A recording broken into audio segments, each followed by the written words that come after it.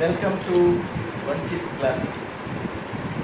Today in this video I am going to explain some general definitions about reflection of light. In the general definitions we are going to discuss about first mirror, next one incident ray, next one point of incidence, next one reflected ray, next one normal, next one angle of incidence, next one angle of reflection, next one glance angle of incidence, next one glance angle of reflection, next one angle of deviation, which is denoted by delta. Here I gave you a diagram of how reflection takes place. Diagram for how reflection takes place. Here AB is indicated with a straight line and arrow mark is also denoted. AB denotes here incident ray. M dash is plane mirror, and after striking the mirror, the light ray bounces back into the same medium, which is known as reflected ray. Here BC is reflected ray, and this normal, that is a perpendicular drawn at the point of incidence. Point of incidence here is B. From this point of incidence we have drawn a normal, that is perpendicular drawn to plane mirror at point B, is known as normal. Why? Point B is the point of incidence, and the angle between incident ray and this normal BM is known as angle of incidence, and the angle between reflected ray and normal BM is called reflected angle of reflection. So this is a clear diagram. Now let us understand this terminology. First of all, let us understand what is mirror. Mirror is here indicated as M dash. Already I told you, mirror is a surface which is consisting the characteristics of plane, smooth and highly polished.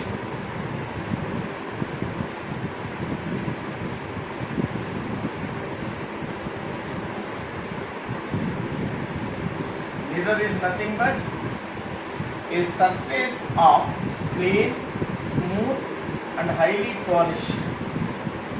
So a plain, smooth and highly polished surface from which you can get reflection is called mirror.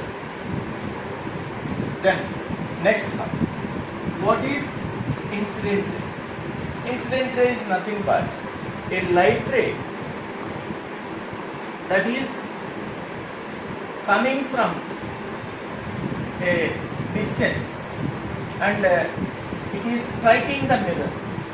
So that is striking the mirror at point B. This ray AB is called incident ray. Point of incidence. Point of incidence is nothing but the incident ray where it is striking the mirror. That point is called point of incidence.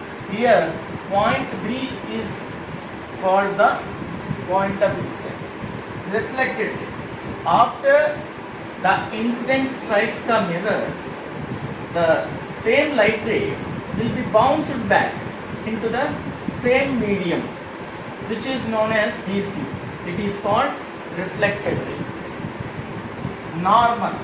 What is normal? A perpendicular drawn.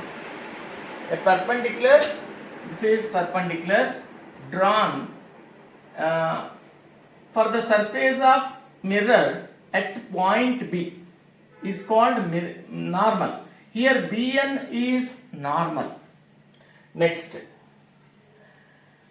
angle of incidence. The angle in between the incident ray and normal is called angle of incidence. Angle of reflection. Angle of reflection is the angle between reflected ray and normal is called angle of reflection. Next, glance angle of incidence. Glance angle of incidence is nothing but this is glance angle of reflection, G, indicated by G. Suppose G is the glance angle of reflection, that can be obtained by G is equal to, this is normal, I already told you, Bn is normal, so this total angle is 90 degrees.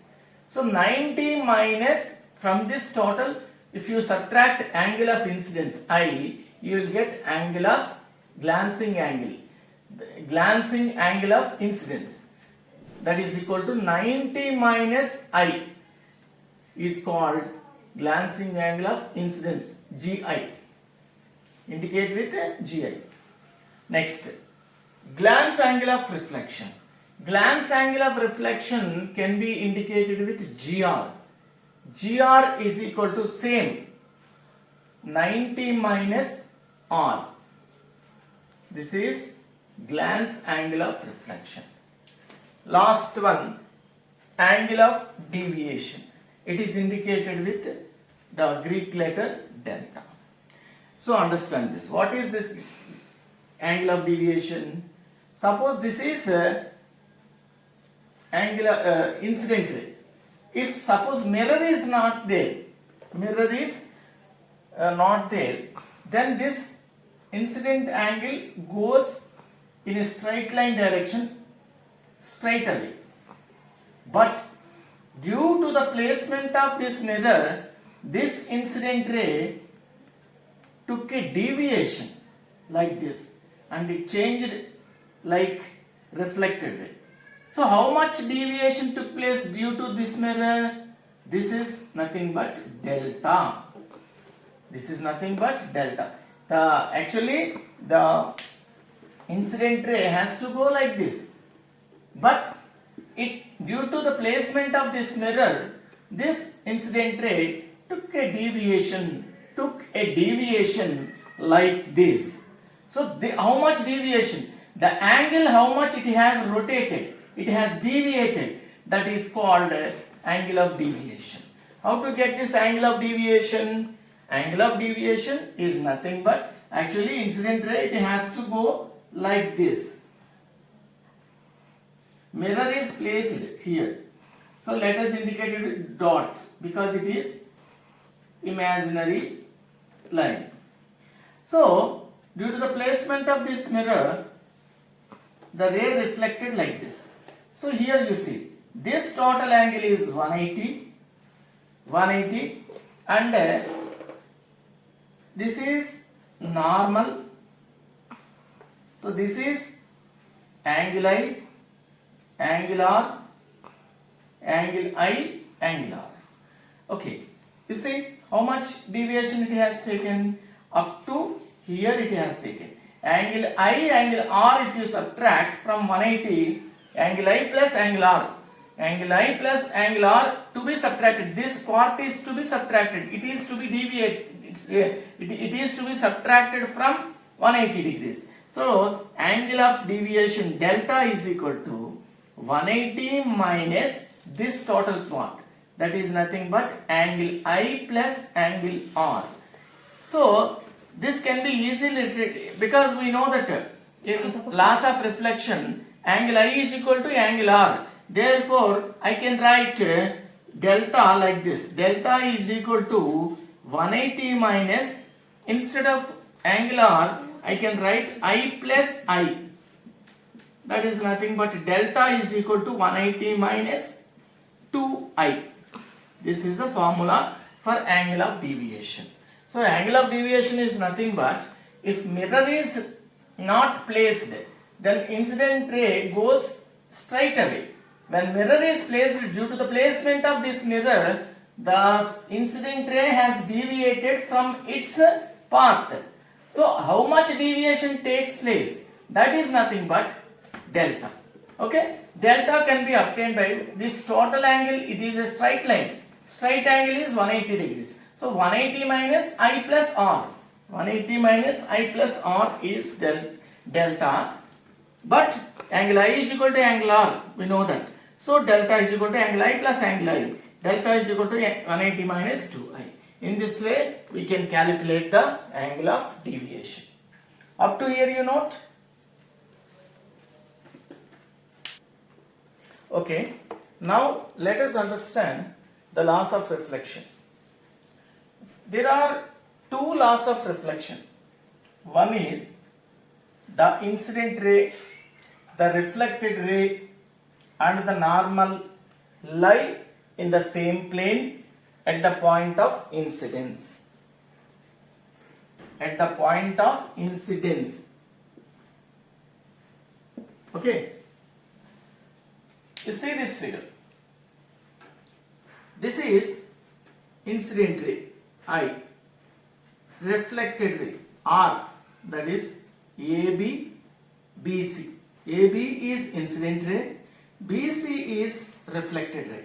The incident ray AB, the reflected ray BC, and the normal, this is normal drawn to the mirror surface at the point of incidence, that is called BM. So these three lines lie in the same plane at the point of incidence. So these are lying in the same plane. What is the meaning of same plane? Let us understand by a brief explanation. You know that this is a plane. When this is a plane, incident ray, suppose here mirror is there like this. Incident ray is approaching the mirror, normal is here, and this is reflected ray. These three lines, incident ray, normal, and the reflected ray, lie at the same level, that is called lie in the same plane. Suppose the plane is like this, mirror is like this, then incident mirror is like this, straight. So incident ray is striking the mirror and reflected ray is bouncing back like this. So here this is normal. So in this case also, incident ray, reflected ray, and the normal lie in the same plane. Suppose if you focus the incident ray like this, incident ray, then reflected ray will be like this, normal will be like this. So incident ray, reflected ray, and normal, in this case also like this, lie in the same plane. So that is the meaning. Next, second law of reflection. Angle of incidence is always equal to the angle of reflection. That means angle of incidence, what did I say? The angle between the incident ray and the normal. It is indicated with the letter I, angle I, and reflected ray is nothing but the angle between the reflected ray and the normal. This is indicated with the letter R. So here angle I is always equal to angle R. This is the second law of reflection. Okay? So in a detailed way you note this along with the figure.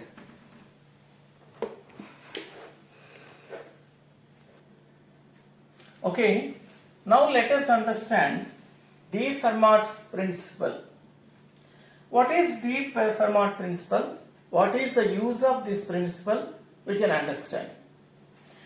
De Fermat's principle is stating that according to this de Fermat's principle, a light ray traveling from one fixed point to another fixed point follows a path such that compared with nearby paths, the time required is optimum.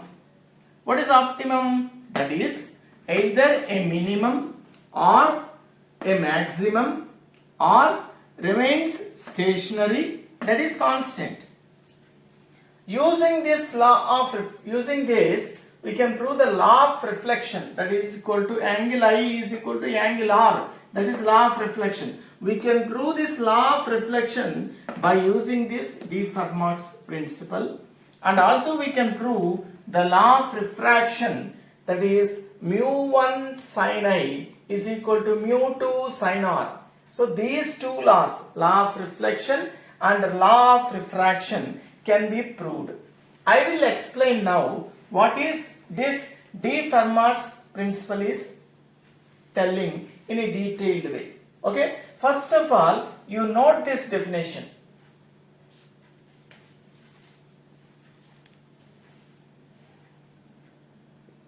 According to de Fermat's principle, I already gave the definition. When a light ray traveling from one fixed point to another fixed point, while it is traveling from one fixed point to another fixed point, it chooses a path such that when compared with nearby paths, the time required is optimum. I already gave the definition optimum. Optimum means either it is minimum or maximum or stationary, that is constant. Here you just look at this figure. This is a pole P1. This is pole P2. So A, B and C are 3 points on the ground. 3 points are there on the ground. So suppose there is a crow. He is sitting on pole P1. I have kept some food item at A. First I kept the food item at A. Then this crow travelled from P1 to A and reached A to P2. So then crow took the food at A and flown away to P2 in this way. This is the minimum path. The time. So here we have to understand, when compared to other nearby paths, light travels the path which takes less time. That is P1 to A takes less time. Similarly, A to P2 also takes less time. Now I kept the food item at point B. Now the crow which is on pole P1 started its journey from P1 to B. This is the path which takes less time to reach from P1 to B. Then after taking the food item, it has flown away from B to P2. This is the minimum time path. Next. Then I kept the food item at C. Then the same crow which is at P1 starts its journey from P1 to C, and it has taken the food item at C and flown away to P2. So from P1 to C, this is the minimum time path. C to P2 is the minimum time path. In the same way, how the crow has travelled in picking up the food item, light also travels the time path which is less time path. So this is the gist of the Fermat's principle. So by this Fermat's principle, we can prove law of reflection, angle I is equal to angle R, and law of reflection, mu1 sin I is equal to mu2 sin R. So these two laws can be proved by this Fermat's principle. Then how it is? Let us prove the law of reflection angle I is equal to angle R. Before that, you note this diagram and you put that it is a P1 is a point where crow is sitting, A is a point where food item is kept, P2 is the final point where crow reached. In the same way, P1, B2, B is the point where we kept the food item and C is the point where we kept the food item. So, first of all, you note this figure and understand the Fermat's principle. Okay, now let us prove the law of reflection angle I is equal to angle R by de Fermat's principle. Here you see AB is a mirror. AB is a reflecting mirror, plane mirror. PO is incident ray. OB is reflected ray. ON is normal. So up to here we know this. Here what is this? Angle of incidence. Let us take this angle of incidence as theta 1. Angle of reflection as theta 2. Okay. The total length of A to B. This is A. Join this P to A and Q to B. So this total length is D. Suppose the point of incidence is O, then A to O is X, then O to B is nothing but D minus X. We know that. So we are observing here two right angle triangles. First right angle triangle is triangle PAO. Second right angle triangle is triangle QBO. Two right angle triangles are there. So from this we can understand that PA is parallel to OM. When these two lines are parallel and PO is transversal, then theta 1 is the angle between normal and incident ray, then this angle APO is also theta 1 because alternate angles. Next, similarly we can take this angle OQB is also theta 2. Okay. Next, first light ray travelled from P to O. P to O is its journey. And next O to Q is its journey, reflected ray. Then what is the total time taken from P to O and O to P? First let us take P to O. P to O, PO is the displacement of light ray.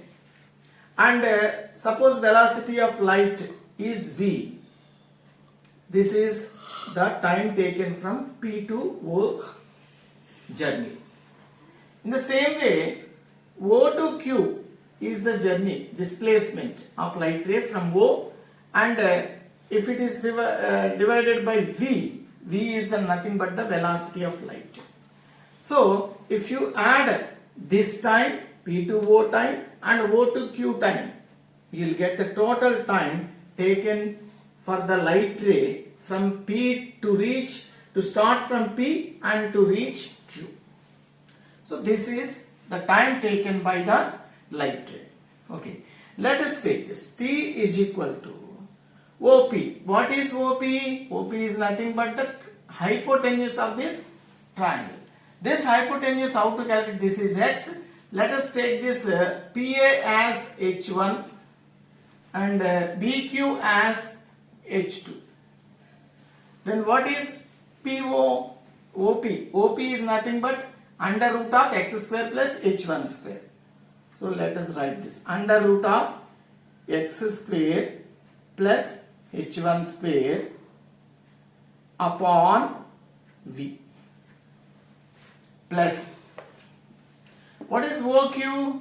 OQ is also the hypotenuse of this triangle. Then we can write this OQ as under root of d minus x is one side and h2 is other side.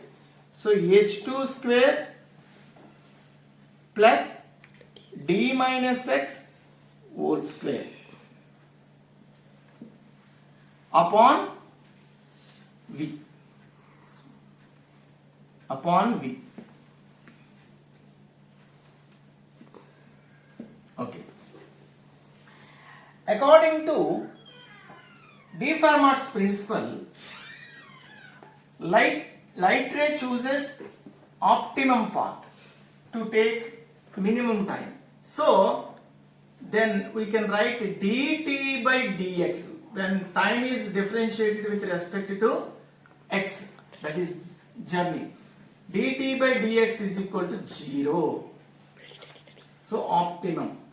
So this dt by dx, that is differentiate.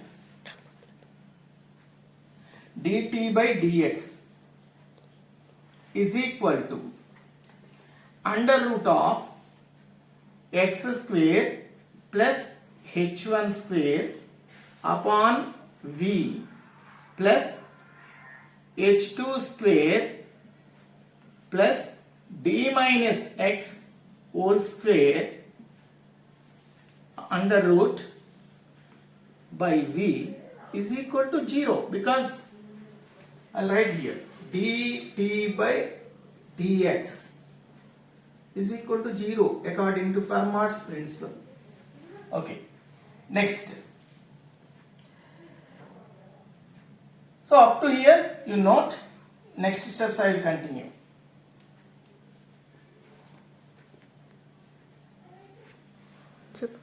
Okay, as we know dt by dx is equal to 0 from Fermat's principle. So let us take v in denominator as common factor, 1 by v as common factor.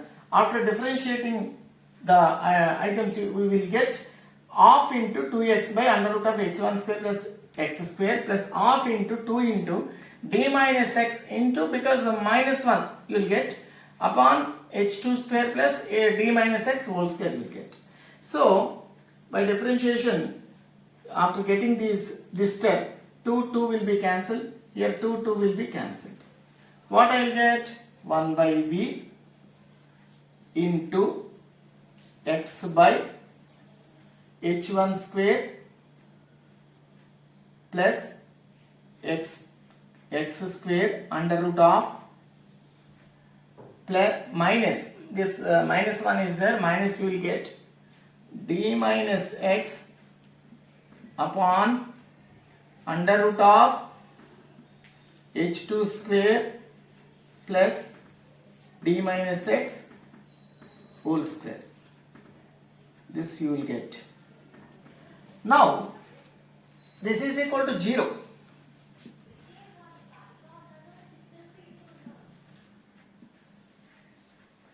Okay.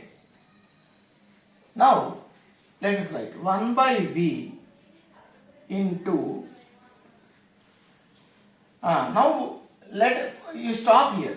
From this triangle, this is theta 1, I already told you.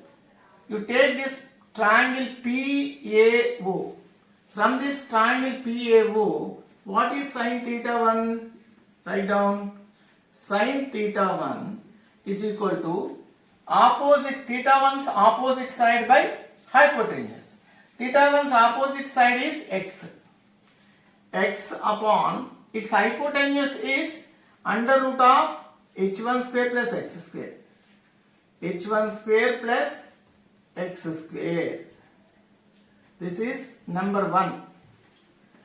Similarly, you write the sin theta 2. Sin theta 2 is equal to opposite side. Theta 2 to opposite side is d minus x upon under root of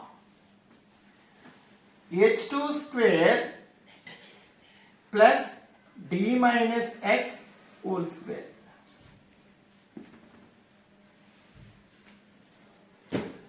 So sin theta 1 is x by x upon under root of h1 square plus x square. Sin theta 2 is equal to d minus x upon h2 square plus d minus x whole square. This is, write it as number 2. Now understand, here in this equation 1 by v into x upon h2 square plus x square is nothing but x by h1 square plus x square is nothing but we can write as sine theta 1 minus, what is d minus x upon under root of h2 square plus d minus x whole square? D minus x upon h2 square plus d minus x whole square under root is nothing but sine theta 2. Sine theta 2 is equal to 0. So from this what we will get? I'll write here sine theta 1, because this entire equation is equal to 0. Then I can write sine theta 1 is equal to sine theta 2. Then I can write theta 1 is equal to theta 2. So angle I, theta 1 is nothing but incident angle, angle of incidence, and theta 2 is nothing but angle of reflection. Angle I is equal to angle R. So this is a way of proving the law of reflection, angle I is equal to angle R, by using the de Fermat's principle. So understand this derivation and note this, pause and note the equation. Thank you.